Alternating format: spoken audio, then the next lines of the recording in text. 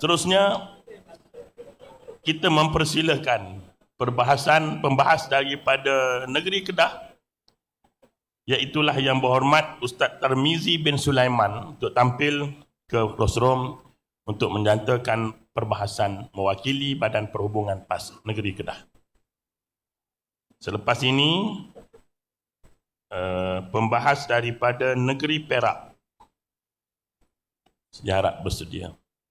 7 minit, Ustaz. Assalamualaikum warahmatullahi ta'ala wabarakatuh.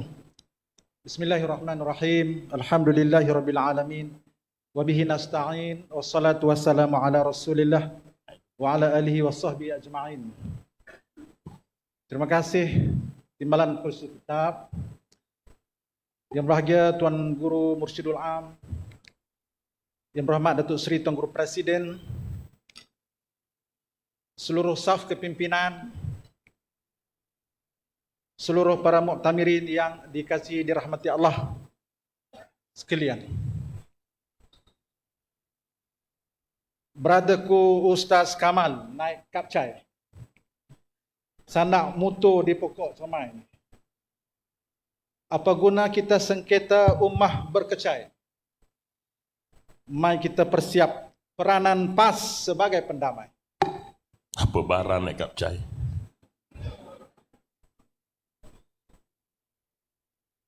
Sidang perwakilan yang dirahmati Allah.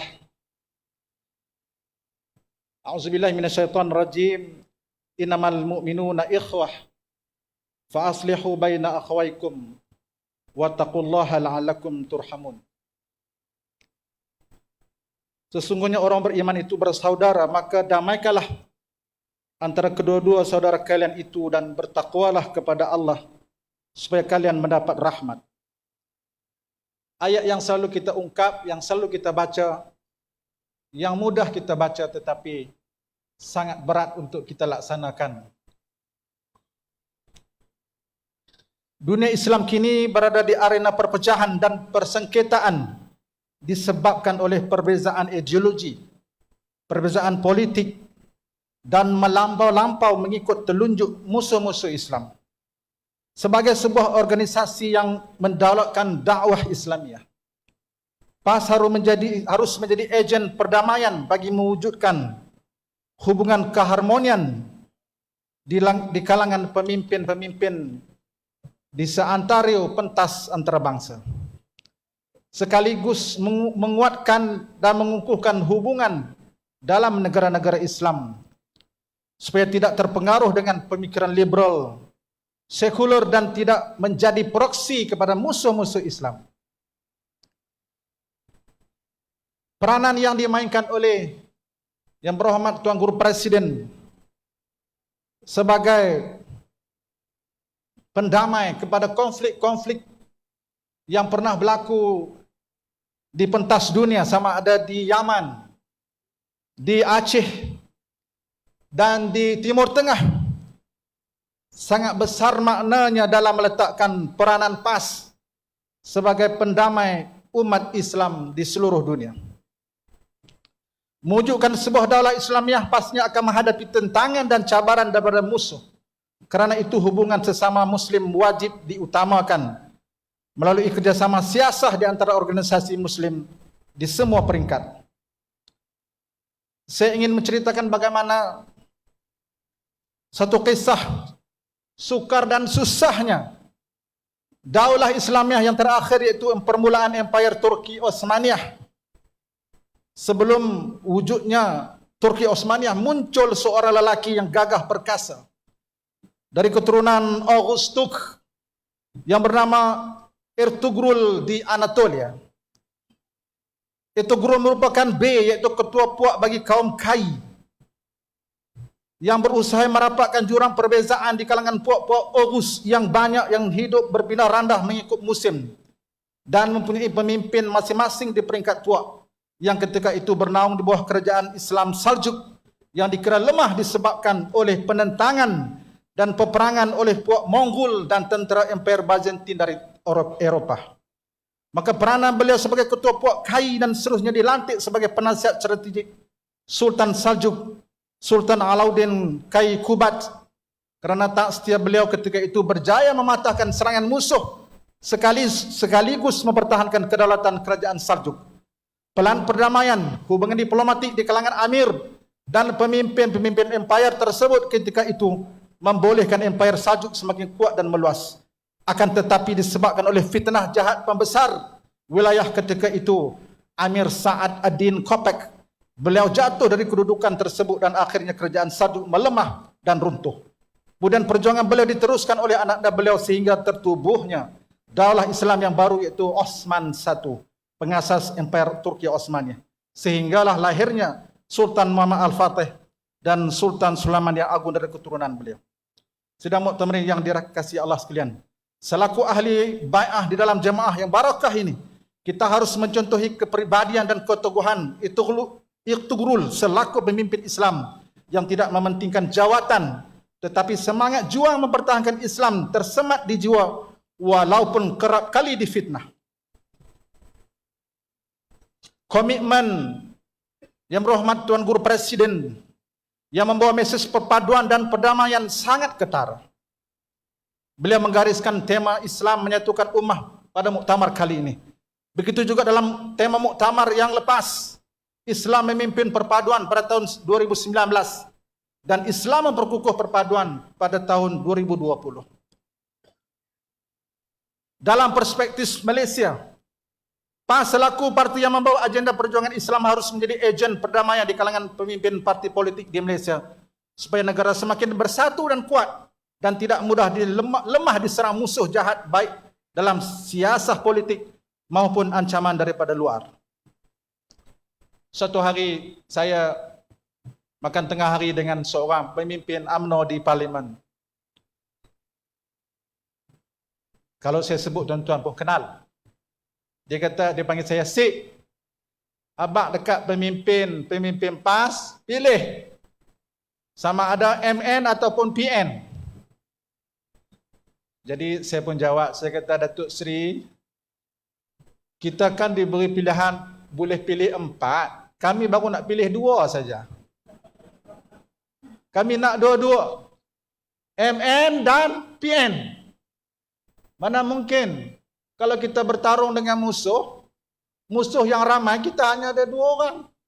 Mestilah bila kita bertambah lagi 3 atau 4 orang, kita akan lebih kuat untuk melawan musuh di depan kita. Tuan-tuan muktamirin dirahmati Allah sekalian, suatu ketika ketika itu beliau belum lagi presiden, Nelson Mandela, selepas beliau keluar daripada penjara apartheid selama 27 tahun, 1991, beliau pergi ke New York dalam satu program town hall interview. Dalam program tersebut beliau diasak oleh seorang wartawan. Kenapa beliau memberi sokongan moral kepada pesaing Amerika ketika itu? Kenapa Nelson Mandela memberi sokongan kepada mendiang Fidel Castro daripada Cuba? Kenapa Nelson Mandela memberi sokongan kepada pemimpin Palestin, Yasir Arafat? Kenapa beliau menyokong perjuangan Muammar Gaddafi daripada Libya?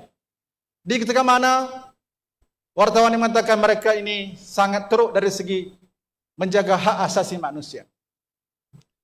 Maka dengan penuh tenang Nelson Mandela menjawab, one of the mistake which some political analysts is to think that the enemies should be our enemies. Salah satu kesilapan yang dilakukan oleh setengah ahli politik, penganalisis politik, ialah merasakan musuh mereka harus menjadi musuh kita. Sikap kita terhadap mana-mana negara ditentukan oleh sikap negara itu terhadap perjuangan kita. Disambung oleh Nelson Mandela. Beliau mengatakan, saya menyokong Fidel Castro, saya menyokong Yasir Arafat, saya menyokong Muammar Gaddafi, karena ketika saya dalam penjara apartheid, mereka lah yang telah memberi sokongan kepada saya sehingga saya dibebaskan selepas saya di penjara selama 27 tahun. Sidang muhtarim yang dirahmati Allah sekalian. Untuk seterusnya, PAS Negeri Kedah dengan sesungguh memberi suatu cadangan dan rumusan bagi kita mengukuhkan peranan PAS sebagai pendamai. Yang pertama, PAS perlu memposisikan diri sebagai parti yang pendamai dan penyatu. PRN Melaka yang akan berlangsung ini menguji penuh kebijaksanaan pemimpin untuk meletakkan PAS sebagai pendamai, dan kita tidak boleh lagi gagal untuk menyatu padukan parti-parti Melayu yang nampak akan mula berpecah kembali. Yang kedua, PAS perlu menjadi abang atau adik kepada adik-adik atau abang-abang yang berselisih dan berkelahi. Kita terlalu banyak persamaan dalam PN dan MN itu. Kita sudah bertemu dalam N itu. Cuma bezanya P dan M sahaja. Kenapa diungkit perbezaan yang kecil itu? Padahal persamaan kita sangat banyak. Yang ketiga, PAS perlu berprinsip al-amin seperti yang diteladani oleh Nabi Muhammad SAW, yaitu manusia yang dipercayai dalam rangka mendamaikan pelbagai pihak yang bertelingkah. Yang keempat, PAS mesti menjadi pendamai yang berprinsip dan bukan pendamai yang berpaksikan arus kesekitaran semasa. Benar yang diungkap oleh Yang Berhormat Tuan Guru Presiden pada pagi tadi. PAS jangan dikurung dalam sebarang permufakatan yang tertutup dalam lingkungan sekadar menjadi penumpang dalam perjalanan politik tanah air.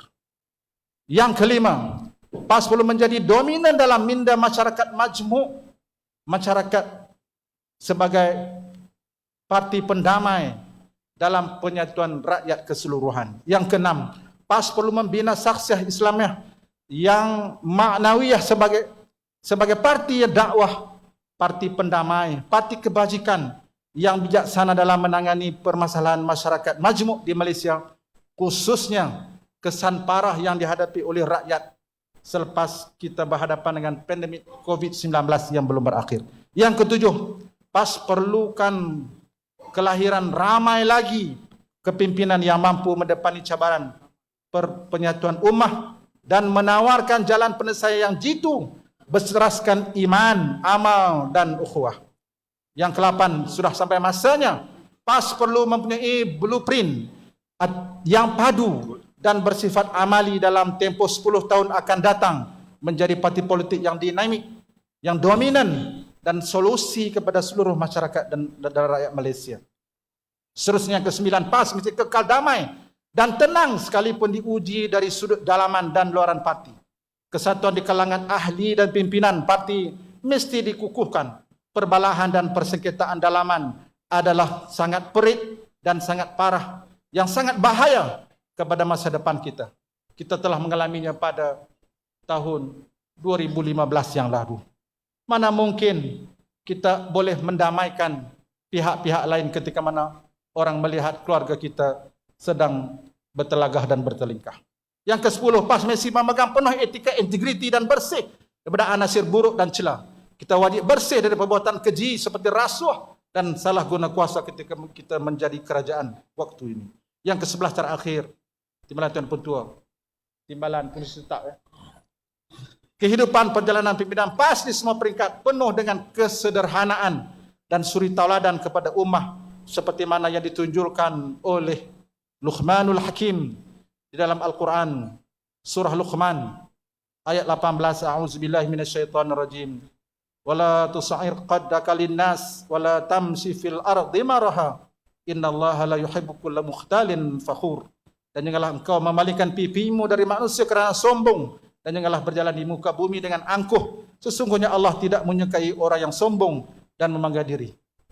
Kita mahu generasi kita dan selepas ini muncul lagi pahlawan-pahlawan Islam yang gagah dan tawaduk seperti Muhammad Al-Fatih, Umar Abdul Aziz, Salahuddin Al-Ayyubi.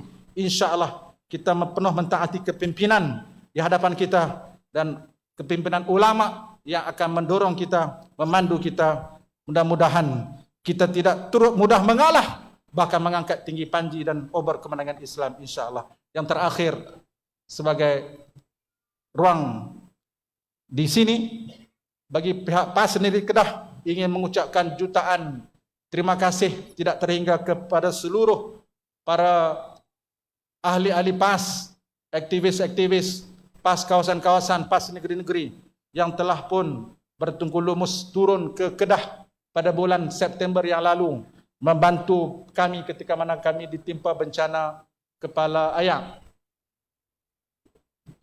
Kepala ayak Kedah di Jerai dan di Merbuk pada September yang lalu. Jazakallah khairul jazak. Tuan-tuan telah membawa sejumlah lebih kurang RM2.5 juta ringgit untuk membantu saudara-saudara kita yang terkesan akibat bencana tersebut. Mudah-mudahan Allah memberkati segala usaha kita. Sekian aku qauli hadza, astaghfirullah. Assalamualaikum warahmatullahi taala wabarakatuh. Takbir. Allah